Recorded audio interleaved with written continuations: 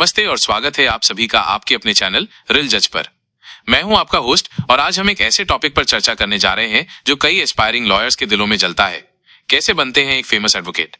ये सिर्फ एक प्रोफेशन नहीं, एक जुनून है, एक डेडिकेशन है और एक आर्ट है। तो चलिए बिना किसी देरी के शुरू करते हैं इस रोमांचक सफर को। देखिए, फेमस एडवोकेट बनना कोई ओवरनाइट सक्सेस स्टोरी नहीं है। इसके पीछे सालों की मेहनत, लगन और हाँ, थोड़ी सी चतुराई भी होती है। सबसे पहला कदम, एक मजबूत फाउंडेशन। सबसे पहले तो आपको एक बेहतरीन लॉ डिग्री चाहिए। अब सिर्फ डिग्री से काम नहीं चलेगा, आपको अपनी लॉ स्कूल की पढ़ाई को सीरियसली लेना होगा। हर सब्जेक्ट, हर कॉन्सेप्ट को गहराई से समझना होगा। याद रखिए, आपकी टेक्स्ट बुक सिर्फ एग्जाम पास करने के लिए नहीं है, वो आपका आर्सेनल है कोर्टरूम में। नई और अपडेटेड लीगल बुक्स की बात करें तो आजकल मार्केट में कई जबरदस्त पब्लिकेशंस हैं जो लेटेस्ट अमेंडमेंट्स और लैंडमार्क जजमेंट्स को कवर करती हैं। जैसे MP जैन की इंडियन कॉन्स्टिट्यूशनल लॉ या रतनलाल एंड धीरज लाल की द इंडियन पीनल कोड। लेकिन सिर्फ इन्हीं तक सीमित ना रहें, ऑनलाइन रिसोर्सेज, लीगल जर्नल्स और बेयर एक्ट्स को भी रेगुलरली रेफर करते रहें।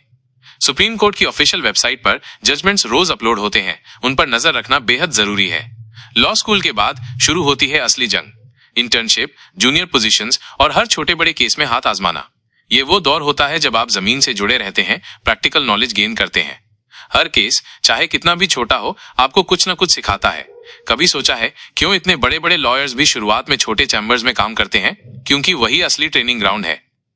एक अच्छे मेंटर की इंपॉर्टेंस को कभी अंडर एस्टिमेट मत करिएगा। कोई ऐसा सीनियर एडवोकेट जो आपको गाइड कर सके, आपकी गलतियों को सुधार सके और आपको सही राह दिखा सके। मैंने ऐसे कई यंग लॉयर्स को देखा है जो एक अच्छे मेंटर के अंडर काम करके बहुत जल्दी आगे बढ़े हैं। वो आपको कोर्टरूम एटिकेट्स, क्रॉस एग्जामिनेशन की नुआंसेस और प्रेजेंटेशन स्किल्स सिखाते हैं जो किताब में नहीं मिलेंगी। कोर्टरूम में एक एडवोकेट की सबसे बड़ी ताकत क्या होती है? Cross examination. ये वो कला है जहां आप सच को बाहर निकालते हैं, झूठ को बेनकाब करते हैं। ये सिर्फ सवाल पूछना नहीं है, ये साइकोलॉजिकल वॉरफेयर है। आपको पता होना चाहिए कि कब रुकना है, कब पुश करना है और कब गवाह को अपनी ही बात में उलझाना है। इसके लिए deep knowledge of facts, quick wit और एक शार्प माइंड चाहिए। जब बात आती है सुप्रीम कोर्ट के बड़े और मशहूर एडवोकेट्स की, तो एक नाम जो हमेशा जुबान पर आता है वो है राम जेठमलानी। उनकी कोर्टरूम प्रेजेंस, उनका लॉजिक और उनकी बेबाक अदा कुछ ऐसी थी कि हर कोई उन्हें सुनना चाहता था। उनके केसेस, उनके आर्ग्यूमेंट्स वो किसी थ्रिलर से कम नहीं होते थे। वो सिर्फ केस नहीं लड़ते थे, वो सिस्टम को चैलेंज करते थे।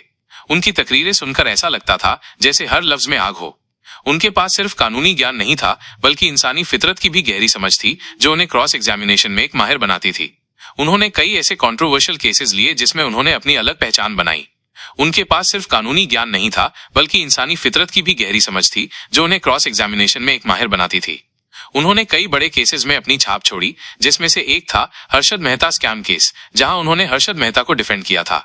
ये दिखाता है कि एक बड़े एडवोकेट के लिए जरूरी नहीं कि वो हमेशा पॉपुलर ओपिनियन के साथ जाए, बल्कि वो अपने क्लाइंट के हक के लिए लड़ता है, चाहे वो कितना भी कंट्रोवर्शियल क्यों ना हो। लीगल टिप्स और एडवाइस फॉर एस्पायरिंग एडवोकेट्स। अगर आप भी राम जेठमलानी जैसा नाम कमाना चाहते हैं तो कुछ टिप्स हैं जो आपको हमेशा याद रखनी चाहिए। Read read read. कानून की हर शाख, हर नया अमेंडमेंट, हर जजमेंट को पढ़ते रहिए। सुप्रीम कोर्ट और हाई कोर्ट के जजमेंट्स आपकी बाइबल होने चाहिए। मूड कोर्ट्स और डिबेट्स, इनमें पार्टिसिपेट करिए। ये आपकी पब्लिक स्पीकिंग, आर्टिकुलेशन और आर्ग्यूमेंटेशन स्किल्स को पॉलिश करते हैं। नेटवर्क, सीनियर एडवोकेट्स, जजेस और फेलो लॉयर्स से जुड़े रहिए। इंडस्ट्री इवेंट्स और सेमिनार्स अटेंड करिए। कनेक्शंस बनाते हैं। स्पेशलाइजेशन, एक पर्टिकुलर एरिया में एक्सपर्टाइज डेवलप करिए। Criminal law, corporate law, constitutional law, environmental law, जिसमें आपका इंटरेस्ट हो उसमें गहरी पकड़ बनाइए। इससे आपकी क्रेडिबिलिटी बढ़ती है। पेशेंस और परसेवरेंस, सफलता एक दिन में नहीं मिलती। कई बार हार मिलेगी, कई बार फ्रस्ट्रेशन होगा, लेकिन कभी हार मत मानिए। अपनी लगन बनाए रखिए। एथिकल प्रैक्टिस, सबसे जरूरी। अपनी इंटीग्रिटी और एथिक्स को कभी कॉम्प्रोमाइज मत करिएगा। आपका नाम और आपकी रेपुटेशन ही आपकी सबसे बड़ी पूंजी है। Inspiring judgment. Minerva Mills case एक इंस्पायरिंग जजमेंट की बात करते हैं जिसने हमारे संविधान की रूह को जिंदा रखा। मिनर्वा मिल्स बनाम यूनियन ऑफ इंडिया, 1980। इस केस में सुप्रीम कोर्ट ने बेसिक स्ट्रक्चर डॉक्ट्रिन को रीअफर्म किया, जिसमें कहा गया कि पार्लियामेंट के पास संविधान को संशोधित करने की शक्ति है, लेकिन वो संविधान के मूल ढांचे को बदल नहीं सकती। इस जजमेंट ने हमारे डेमोक्रेटिक वैल्यूज और फंडामेंटल राइट्स को सुरक्षित किया। ये दिखाता है कि कैसे जुडिशरी एक देश के लोगों के हक की रक्षा करता है। राम जेठमलानी के अलावा भी कई ऐसे बड़े नाम हैं जिन्होंने भारतीय कानून जगत में अपना लोहा मनवाया है। Fali S Nariman, constitutional law के उस्ताद, उनकी बुक्स और उनके आर्ग्यूमेंट्स आज भी आदर्श हैं। सोली सोराबजी, इंडिया के पूर्व अटॉर्नी जनरल, ह्यूमन राइट्स और कॉन्स्टिट्यूशनल लॉ में उनका योगदान अनमोल है। हरीश साल्वे। कॉर्पोरेट लॉ और इंटरनेशनल आर्बिट्रेशन में उनकी मास्टरी और उनके हाई प्रोफाइल केसेस उन्हें एक अलग लीग में खड़ा करते हैं।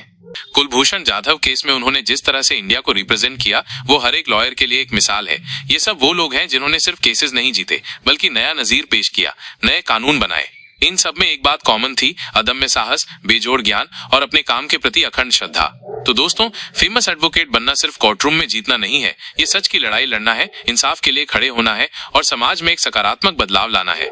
अगर आप में वो जुनून है, वो मेहनत करने की हिम्मत है, तो आप भी एक दिन कोर्टरूम के सितारे बन सकते हैं।